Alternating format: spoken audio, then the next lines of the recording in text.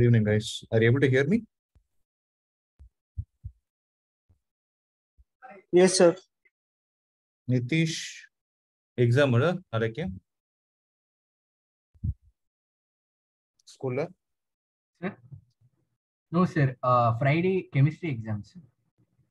Okay, then why did people not join today? From DAV, only the students are there.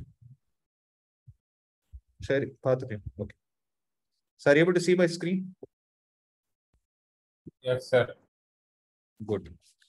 So I think yesterday we were discussing certain properties related to nuclei, right? So there are certain general properties related to nuclei, in which the sixth one is called as the binding energy. Okay.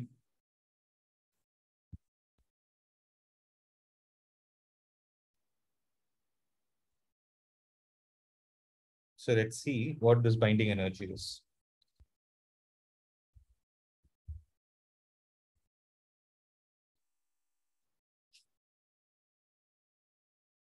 So we saw a concept called as mass defect, right? So this mass defect tells us the fact that the theoretical mass and the mass which is calculated practically are not the same. There is always a decrease in the value. So if you see, this is the theoretical mass, and this is the mass which is calculated practically using a spectrometer, right? Mass spectrometer. When it is calculated, there is always a difference in the value, right? Now, where does this defect, where does the difference in the mass get converted to? It gets converted to a form of energy called as binding energy. So basically, when protons and neutrons combine to form a nucleus, right? The mass that disappears, the mass that disappears in the form of mass defect, that is delta M, is converted into an equivalent amount of energy, that is delta M C square, right? And this energy is called as binding energy. So the energy that is getting generated due to the mass defect is what is called as the binding energy, right? Now, if you try to write the mathematical expression for binding energy, it is given like this. So binding energy is equal to,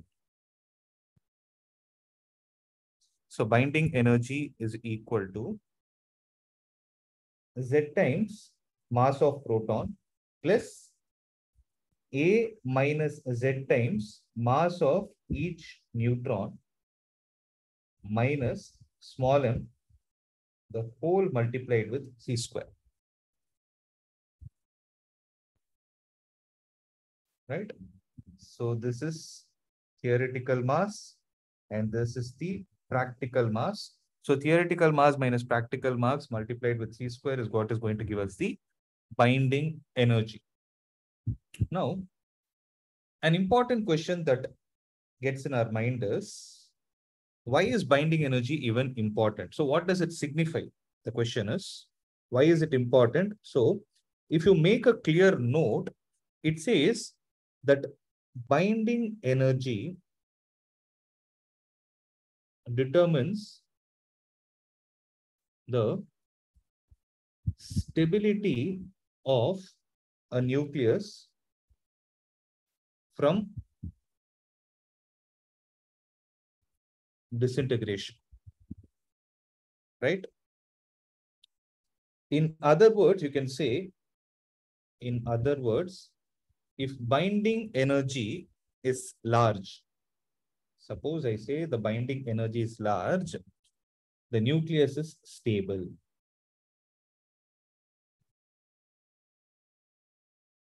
And vice versa. So this is the significance of binding energy. Is there any doubt?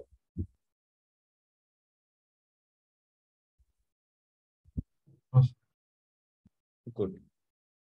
So it is not only binding energy that we are going to calculate. We will calculate another parameter also called as binding energy per nucleon.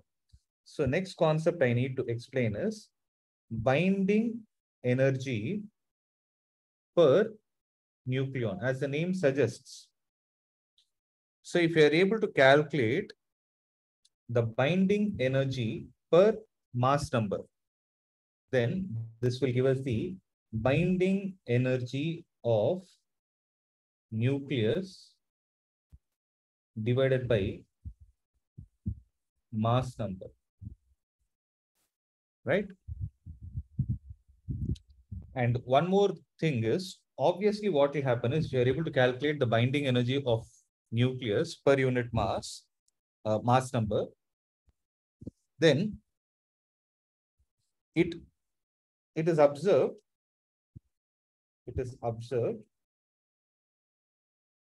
that binding energy per nucleon varies from element to element. Okay. So I'll tell you how to calculate this value and what do we do with the calculated values. So that is going to be the next topic that we are going to discuss. So is there any doubt till whatever we discussed now?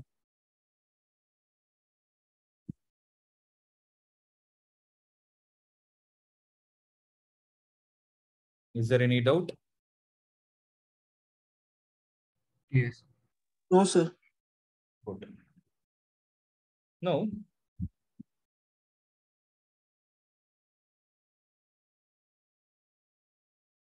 we will see an example problem. Calculate binding energy per nucleon of calcium 4020 nucleus. So given values are like this. Given mass of calcium 4020 is equal to 39.962589 AMU. Mass of neutron is equal to 1.008665 AMU. And mass of proton is given as 1.0072825 AMU. Okay. Now we need to calculate the binding energy per nucleon.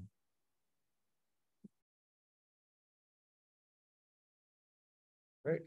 So for that, first let's calculate the binding energy. So if you see the binding energy formula, it is delta M C square. Okay. So let us first calculate delta M. So delta M is equal to Z times MP plus A minus Z times Mn minus M into C square. So what is the value of Z here? Z will be 20. So mass of proton is 1.007825 plus A minus Z. A minus Z is going to be 20 into mass of neutron, that is 1.008665 minus mass of calcium is going to be 39.962589. Right? So if we calculate this value, right? So on solving this, you will get the value as 0.367281. And remember, this value is in terms of AMU. Okay. So is it clear till this step? Yes, sir. Now the question is, 1 AMU is equivalent to 931.5 mega electron volt. Then 0.367281 AMU is equivalent to how much value? So what you need to do is, this is the binding energy. So binding energy will be equal to 0.367281 multiplied with 931.5 mega electron volt. And this value comes out to be 342.1225 mega electron volt. Okay.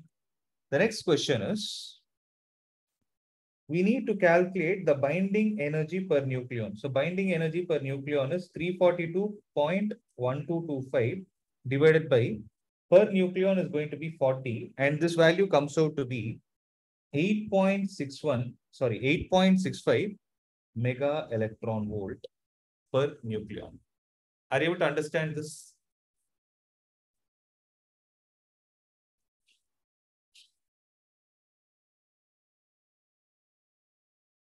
So is the calculation part clear?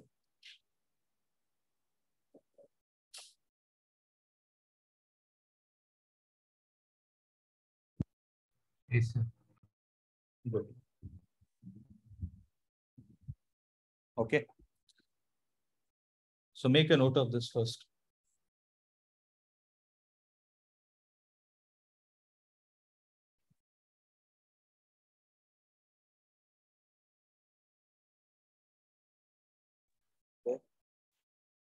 Done? I'm not able to hear.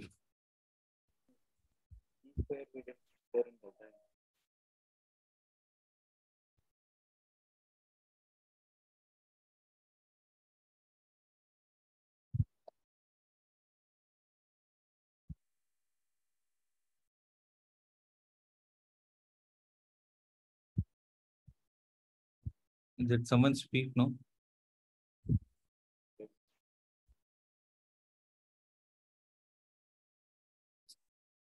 Okay, just give me a minute.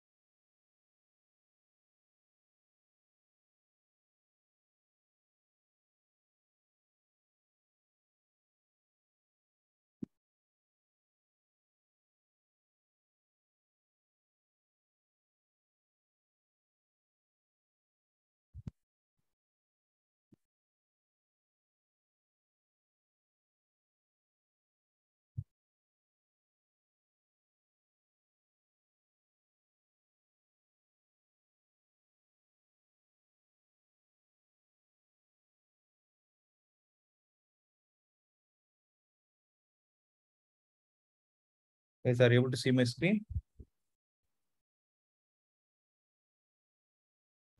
Yeah. So now see, in the previous case, we calculated the binding energy per nucleon for calcium. Am I right?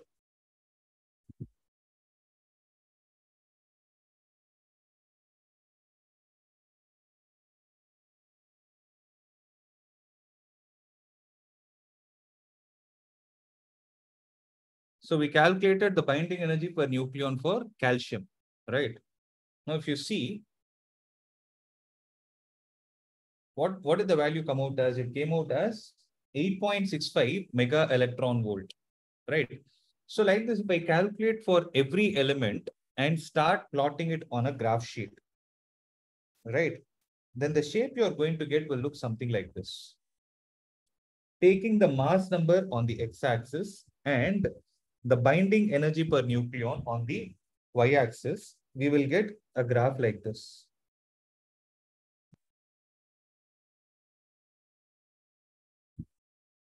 Okay.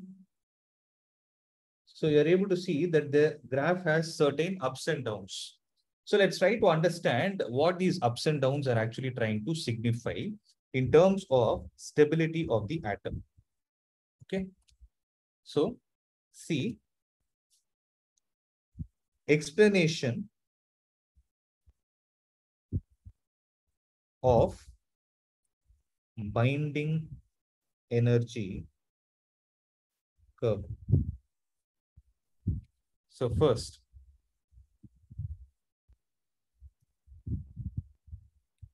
binding energy per nucleon.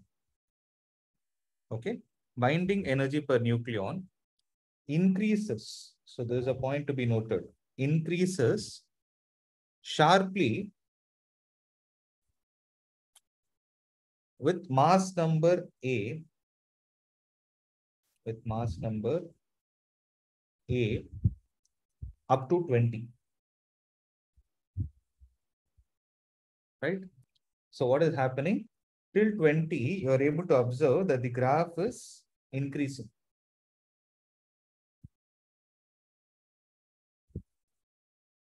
Right? So it is still increasing after 20 also, but it is increasing slowly. So it increases slowly after A is equal to 20. And for A less than 20, you are able to observe that there is recurrence of peaks, means the graph is going up, coming down, going up, coming down. So these points are called as peaks, right? So if you observe for A less than 20, there exists recurrence of peaks, right? So corresponding to those nuclei. See, there is a special format corresponding to those nuclei whose numbers are whose mass numbers are even number of protons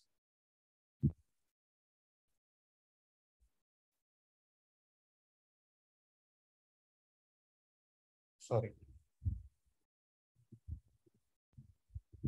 whose mass numbers are, if you observe here, what is happening? Where is the peak repeating? 4, 12, 16, everywhere. No, so whose mass numbers are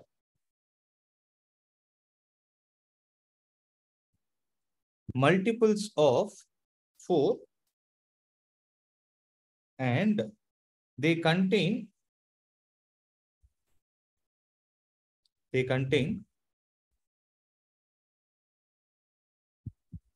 not only equal but even number of protons, even number of protons and neutrons.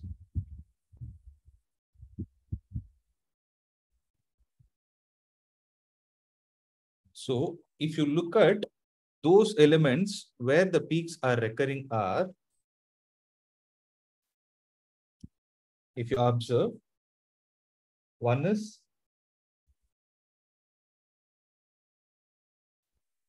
helium,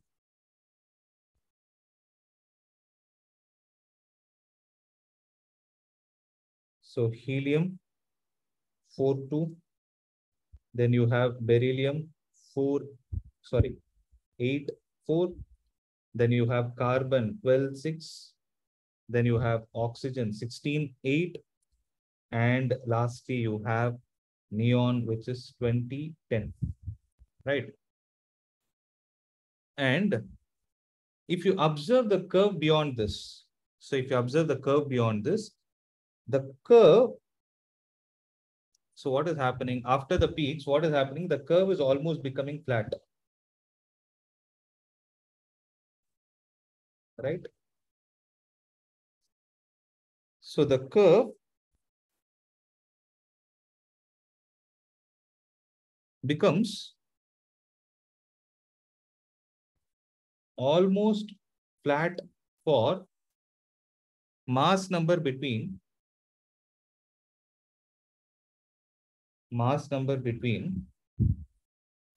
which numbers?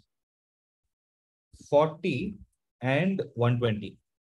So mass numbers between 40 and 120.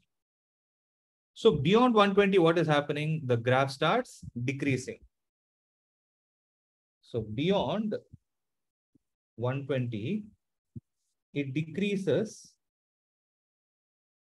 as A increases. Means as the value of A is increasing, we are able to see a dip taking place. Okay. Next. Third, if you observe among all the elements, we can see that the highest value of binding energy per nucleon is observed for this element, which is iron. So if you see binding energy per nucleon reaches a maximum of 8.8 mega electron volt at A is equal to 56. So which corresponds to which nucleus? Iron nucleus, which corresponds to iron nucleus. That is why, since this has the maximum binding energy per nucleon, we can conclude that it is the most stable nuclei. So I'm repeating it again. I'm not talking about the stability of atom. I'm talking only about the stability of nucleus. Okay.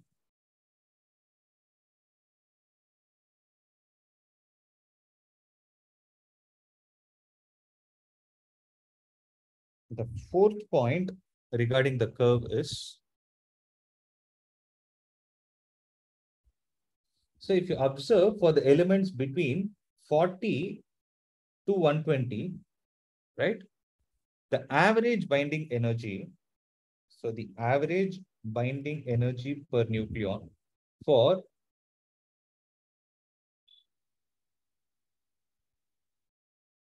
nuclei having mass number between 40 to 120 is about 8.5 mega electron volt, right? And you can say that these elements are also more stable and do not undergo radioactivity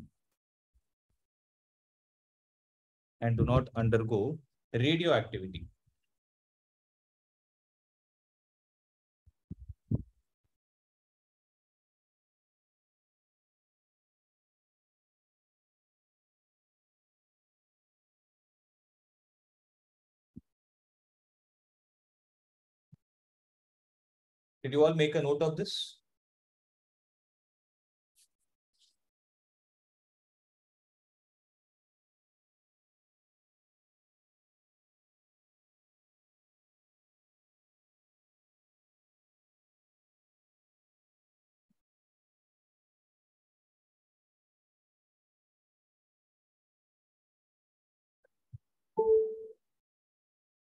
Are you able to understand or not?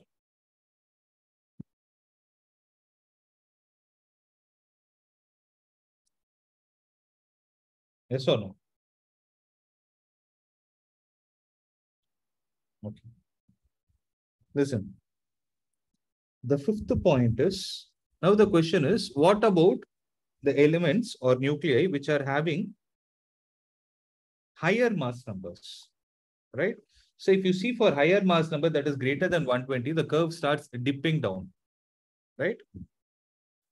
So we can say for higher mass number, the curve drops slowly and binding energy per nucleon is 7.6 mega electron volt for uranium. So if you see, this is a lesser value compared to 8.8, which therefore iron. Hence, these nuclei are unstable and radioactive.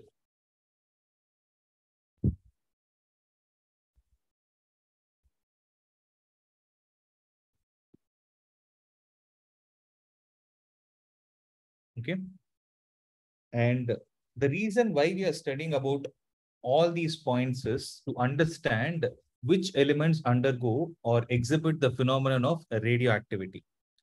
For that, if you see lesser amount of binding energy for lighter and heavier nuclei explains nuclear fusion and fission respectively. Meaning, if you see for lighter nuclei and heavier nuclei, the binding energy per nucleon is actually less. So this less value implies that the lighter nuclei will undergo a phenomenon called as nuclear fusion, and the heavier nuclei will undergo a phenomenon called as nuclear fission. So whether a nucleus undergoes a nuclear fission or fusion, what will happen is there is a large amount of energy is liberated if lighter nuclei are fused. So when you take two lighter nuclei, fused means when they are combined together, they form a heavy nucleus. So a large amount of energy is liberated if lighter nuclei are fused to form heavier one, and heavier nuclei split into lighter ones, and heavier nuclei split into lighter ones. Okay. So the smaller nuclei combining to form a heavier one is called as fusion, and heavier nuclei splitting into lighter ones is called as fission. So whether there is going to be fusion taking place or fission taking place, there is a large amount of energy that is going to get released.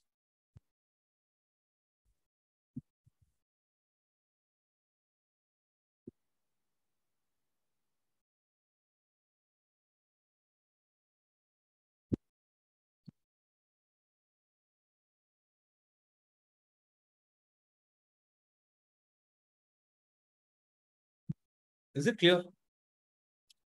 See, I know that the previous topic was more theoretical. There is no other option. You have to learn it. But did you guys understand the main? Yes, sir. That's good.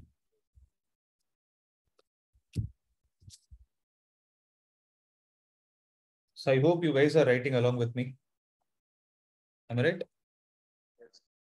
Yes, Good. sir. Yes. Good. So when you look at the general properties, we discussed about the different properties. And the last one that is present, shall I proceed?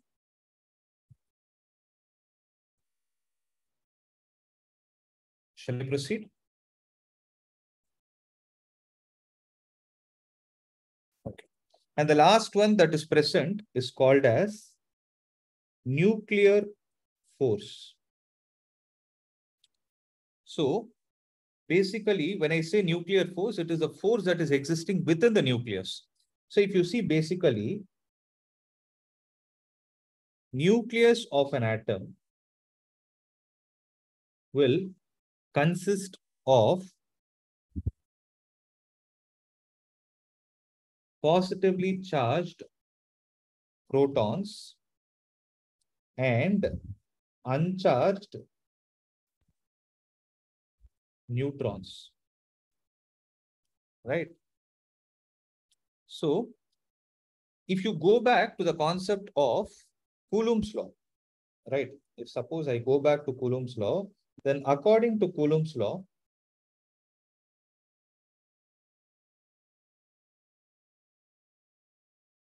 right, protons must repel each other, right? And they should repel each other with very large force. Why? Because the size of the nucleus itself is small. And inside the small nucleus, you have protons very closely packed to each other. We know that the Coulomb's law is inversely proportional to R square. So the protons must repel each other with a very large force because they are close to each other. Because they are close to each other. Hence, what should happen? Hence, the nucleus must be broken into pieces. Right? This should have happened actually. But if you see, the nucleus is not getting disintegrated. Why? Right? But what can you say?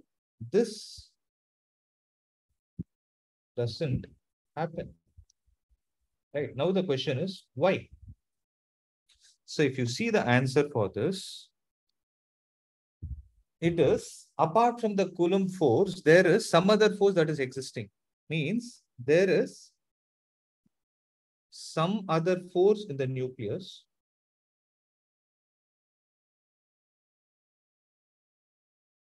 to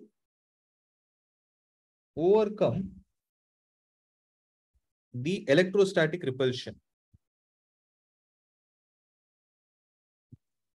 So there is some other force in the nucleus to overcome the electrostatic repulsion is acting.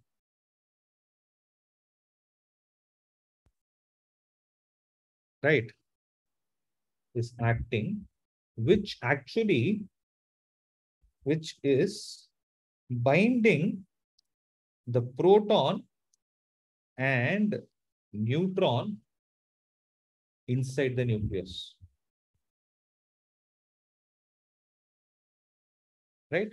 So there is some other force which is actually binding these two together. Which one? The proton, that is a positively charged particle, and a neutral particle are bound inside the nucleus due to some other force. And what is the answer for that? That force is called as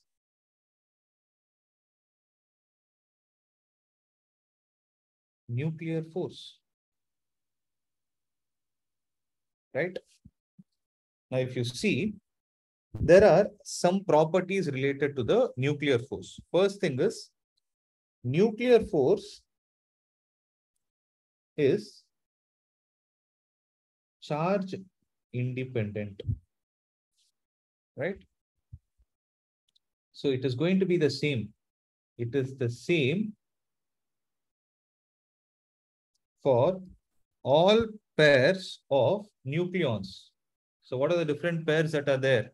You have a neutron-neutron, you have a proton-proton, or you have a neutron-proton. If you try to calculate the force between all these particles, then they are going to be the same. And that force is called nuclear force, which is charge independent. It doesn't depend on what charge is present. Okay. So what can we conclude from this? This shows that nuclear force is not electrostatic in nature. It doesn't depend on the charge. It is not electrostatic in nature. Secondly, so the second property is nuclear force is the strongest force known in the nature. It is the strongest force known in the nature. And thirdly, nuclear force is about 10 power 40 times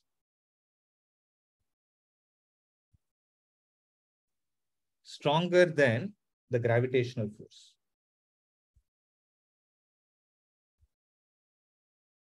Right? And the last of all is nuclear force is a short range force. It's a short hyphen range force, right? It is a short range force, and it is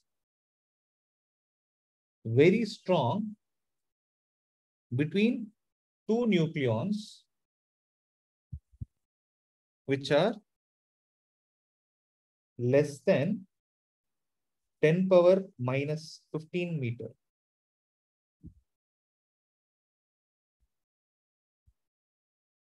Less than 10 power minus 15 meter apart, and is almost negligible at a distance greater than this.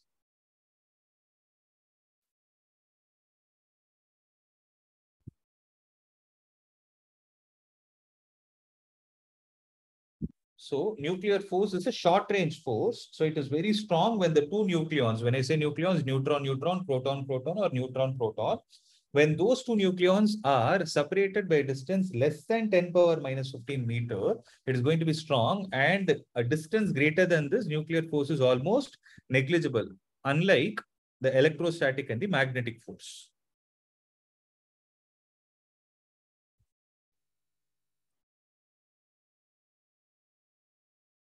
Right? So are you able to understand what is this? So these are all the properties that are related to nuclear. These are all the general properties related to nuclear.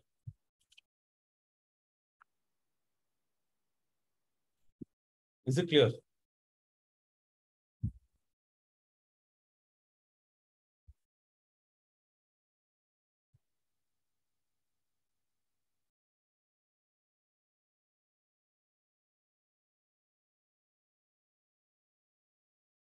So the next part is supposed to be radioactivity, but radioactivity is deleted. So the next concept we are going to discuss is called as nuclear reactions.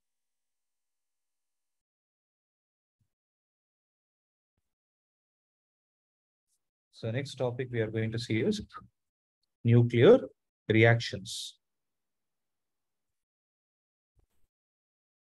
So if you observe, in the year 1919, what happened? Rutherford showed that by bombarding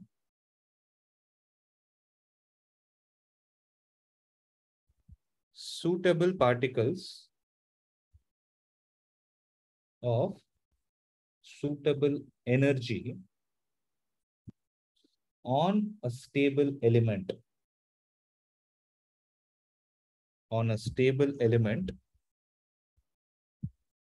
then that element can be transformed into an other element.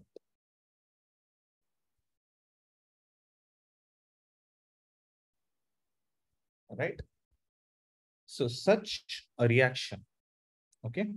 So if you're able to talk about such a reaction, is called artificial transmutation. Sorry, it's called as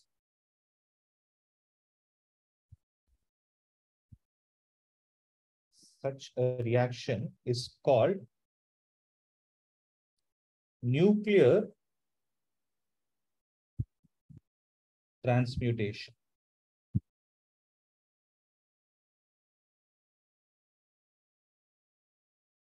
Right.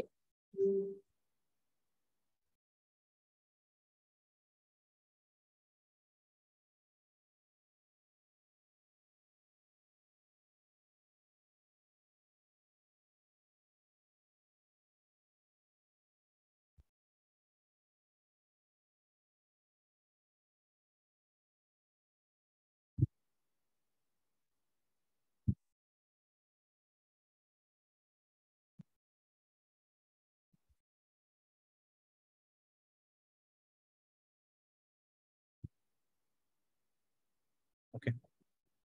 So 1 minute. Yeah. So it's called as nuclear transmutation. So while doing this activity, right, it was observed something like this. So when he bombarded, so bombarded means basically creating a collision part. So when he bombarded alpha particles on nitrogen, it was observed that nitrogen got converted to oxygen, or nitrogen was converted to oxygen. So nitrogen is a different nuclei or nucleus compared to oxygen, right? So if we write the reaction for it, if we write the reaction, it is something like this. Nitrogen, you have 14,7 plus it is bombarded with alpha particle. Alpha particles are helium nuclei.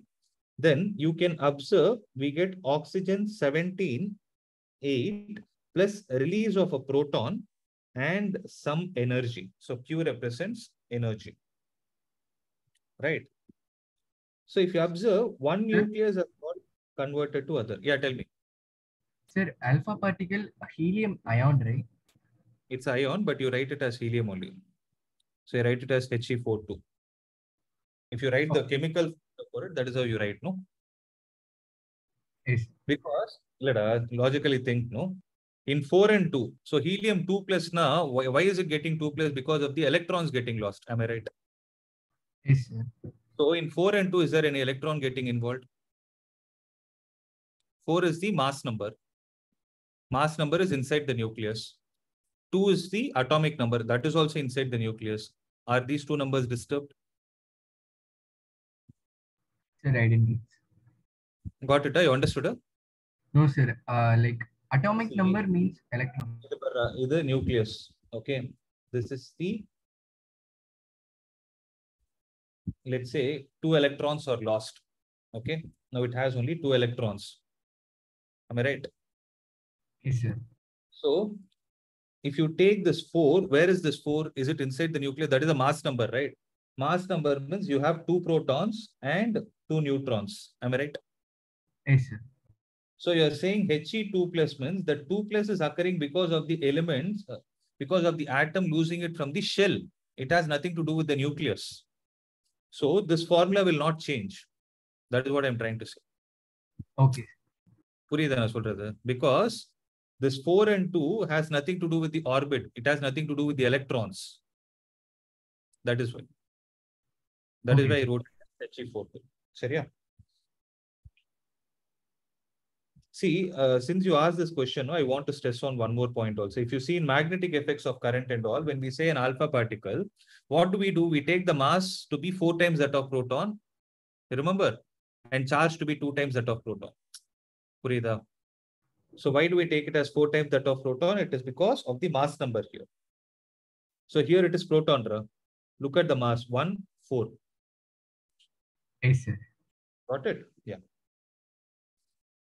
So here, if you observe, no, why we are studying these nuclear reactions is because I discussed the concept of nuclear fission and fusion, if you remember. Right. So we are actually building a base to understand those reactions. Right. So what did we do here? A stable nitrogen nucleus, when bombarded with helium, that is alpha particle, got converted to an isotope of oxygen. It is not oxygen 16, it is rather oxygen 17, along with the release of 1 proton and some amount of energy. Right. So in such processes,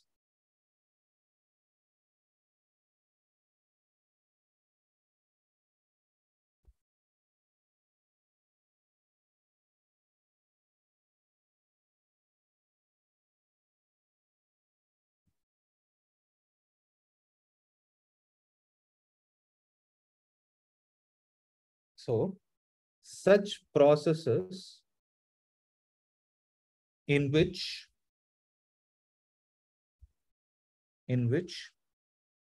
change in nucleus takes place. Such process in which nuclear change takes place,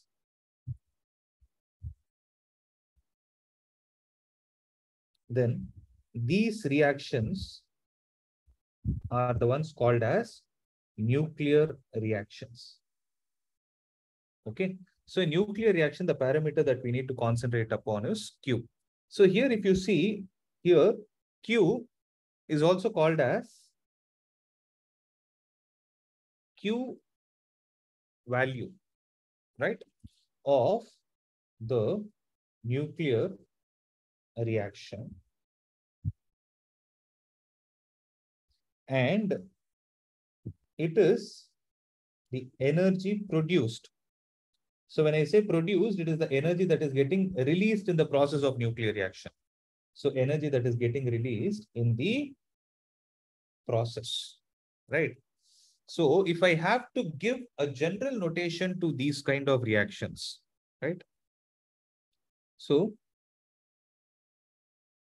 symbolic representation of nuclear reactions is something like this. You will have a nucleus. It will be bombarded with a particle, will get converted to a new nucleus, plus another particle will get released along with some amount of energy. So this is one way of writing, or you can also write it like this: capital A, small a comma b, and capital B, where capital A is called as the target nucleus, capital B is called as the product nucleus, capital C is called as the,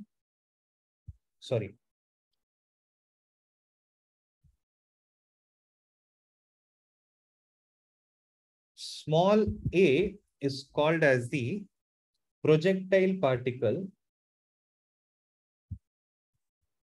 and small b is called as the emitted particle, right?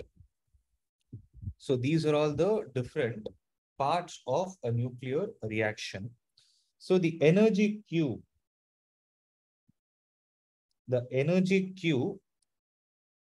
liberated in the process, the energy Q liberated in the process is equal to the energy equivalent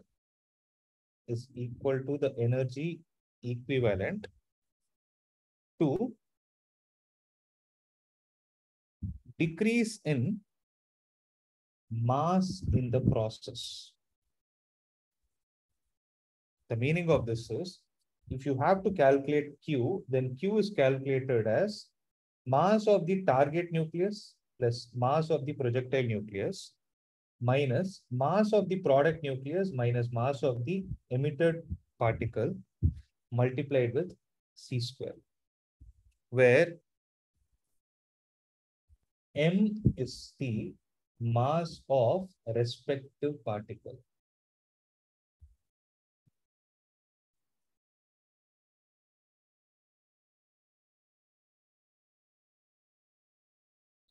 So is it clear till this step?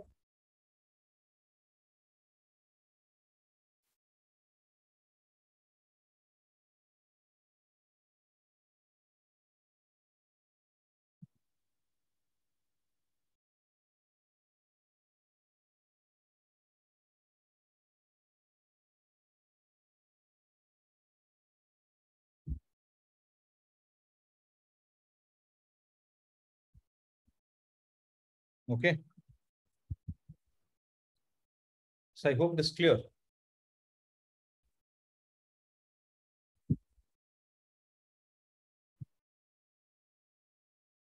So now the question is, this energy is getting released. No. How is it going to appear in the reaction? So the energy produced appears as the increase in kinetic energy of the reaction. Suppose when you calculate the value of Q, if Q comes out to be greater than 0, then the reaction is called exoergic, and if Q is less than 0, the reaction is called endoergic.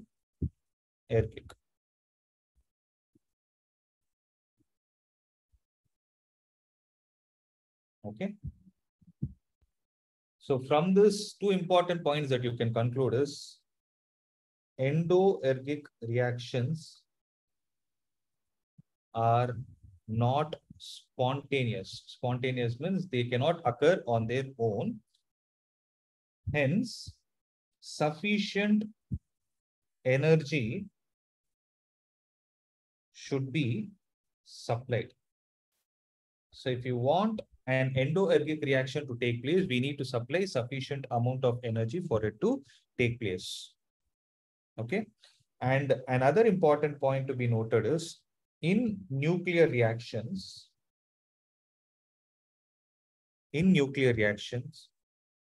it is necessary that the momentum, the electric charge,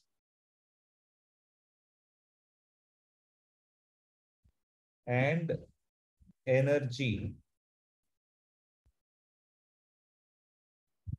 each of which is conserved. So when you talk about a nuclear reaction, momentum is conserved, electric charge is conserved, and the energy as a whole is also conserved.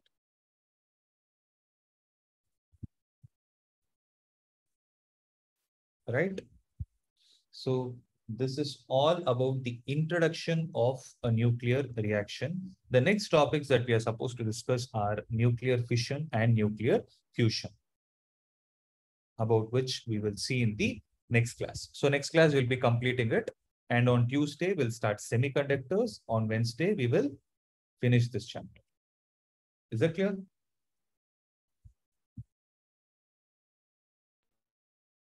Is it clear to everyone? Yes, sir. Yes, Good. sir. Yes, sir. Good. So that's, see, Monday's class alone, I'll update her because I have one important meeting to attend. If it is there, I might not be able to take on Monday alone. So Tuesday, Wednesday, and maximum that week itself, I'll take one extra class and finish it off.